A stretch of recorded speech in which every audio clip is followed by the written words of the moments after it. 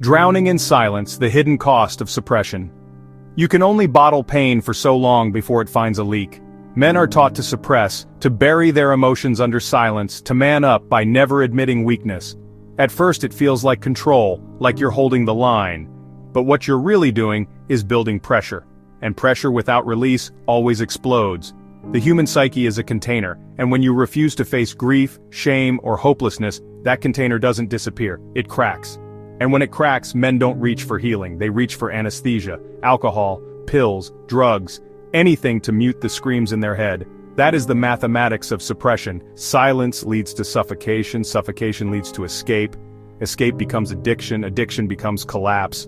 The scroll refuses to see it. He calls his drinking blowing off steam.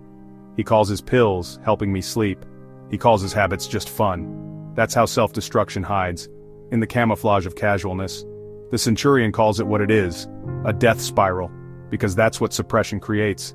A man carrying anxiety, depression, and unspoken shame without addressing them will eventually build a life of quiet corrosion. He looks normal on the outside, but inside he's rotting, roping himself into a loop he cannot break.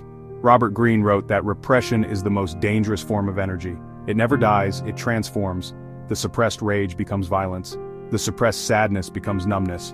The suppressed shame becomes addiction. The universe follows inevitability. What is denied in the light returns in the dark. The scroll thinks silence is power. The centurion knows silence without confrontation is poison. NASA math calls this inevitability system failure. When small errors accumulate without correction, they snowball into catastrophic collapse. The Challenger didn't explode because of one massive error. It exploded because a small, untreated flaw compounded under stress. That's what untreated mental health becomes, a silent O-ring crack in the soul. The pressure mounts, the leak spreads, the blast consumes everything. That's why men in their 30s and 40s suddenly lose control. They didn't suddenly break, they slowly decayed. Brother, if you're suppressing, you're not controlling, it's controlling you. Every beer you drink to quiet the anxiety is interest added to the debt. Every pill you swallow to sleep is the bill postponed, not paid. Every moment you pretend you're fine is one step closer to the collectors knocking. And when they do, they won't just take your health, they'll take your relationships, your respect, your future. That's what substance abuse does. It robs you of everything piece by piece until there's nothing left but the addiction itself. Centurions choose differently. They confront the storm instead of hiding from it. They open their mouth, their journal, their heart. They find brothers, coaches, therapists, men who listen, and they speak. They bleed the poison before it spreads. They train their body so their mind finds strength. They fuel themselves with habits instead of substances. They fight, not against their emotions but with them, turning them into allies instead of enemies.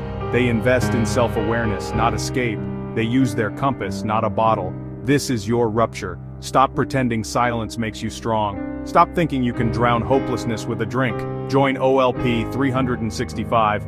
Or keep pretending your silence is strength until it leaves you with nothing.